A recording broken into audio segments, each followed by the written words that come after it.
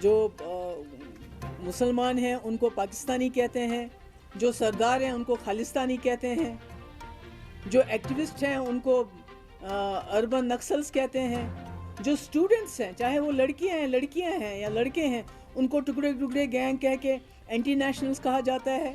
جب عورتیں نکلتی ہیں کوئی پروٹیسٹ کرنے کے لیے تو ان کو بھی اینٹی نیشنل کہا جاتا ہے کہ بھائی ان کو پاکستان سے سندیشہ آیا ہوا ہے.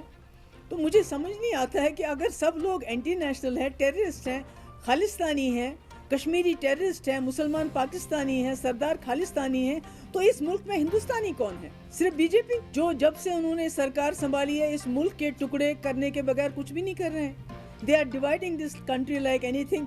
ایک دوسرے کے ساتھ لڑا رہے ہیں.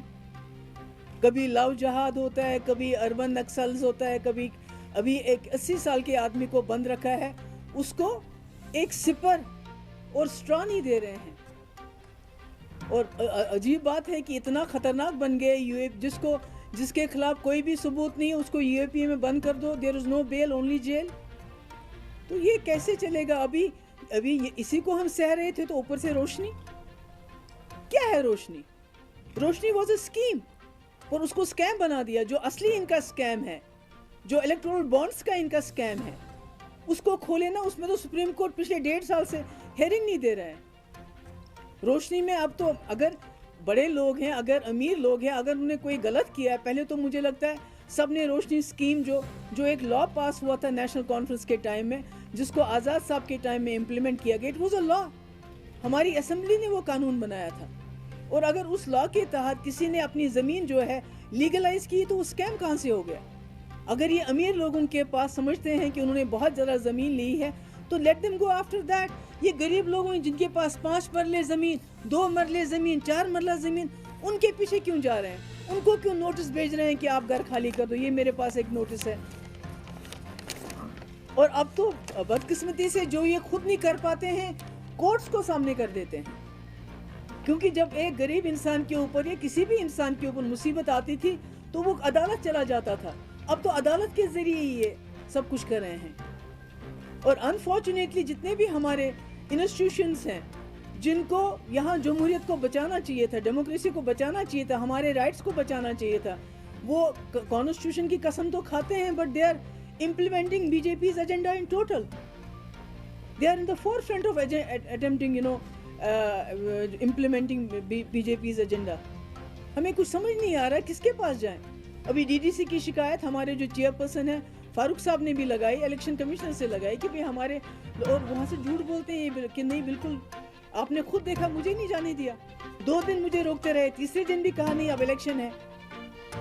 ہمارے جو کینڈیڈیٹس ہیں مجھے بہانہ کرنا پڑا تب جا کے میں زینب پورہ چلی گئی، تب اس کو 1 دن نکلنے دیا ہے. وہ کسی کینڈیڈیٹ کو ہی نکلنے نہیں دیتے گھر سے.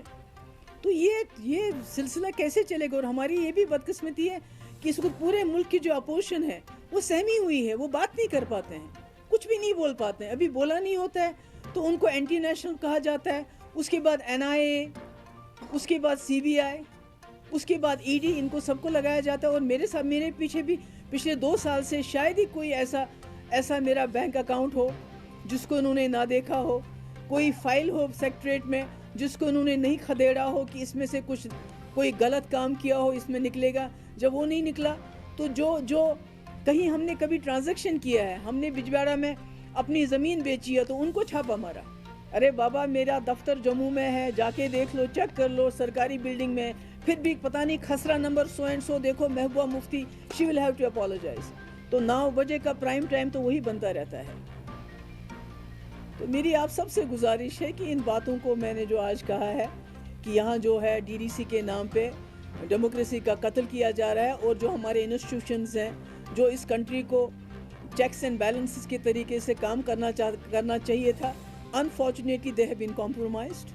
کوئی بات نہیں کرتا ہے، اپوزیشن کا کوئی آدمی بھی بات نہیں کرتا، کیونکہ اس کو معلوم ہے کوئی نہ کوئی ED، کوئی نہ کوئی جو ایکٹیوسٹ ہے وہ بھی بات نہیں کرتے ہیں، کیونکہ UAPA ریڈی ہے. آپ کل کو کسی کو بولیں گے کہ بھئی گاندھی جی کا جو ہے قتل وہ گوڈسے نے نہیں کیا تھا، وہ آپ کے دادا نے کیا تھا، اور اس کو پیچھے UAPA لگا دیں گے تو کون پوچھے گا؟ Because there is no bail for 6 months.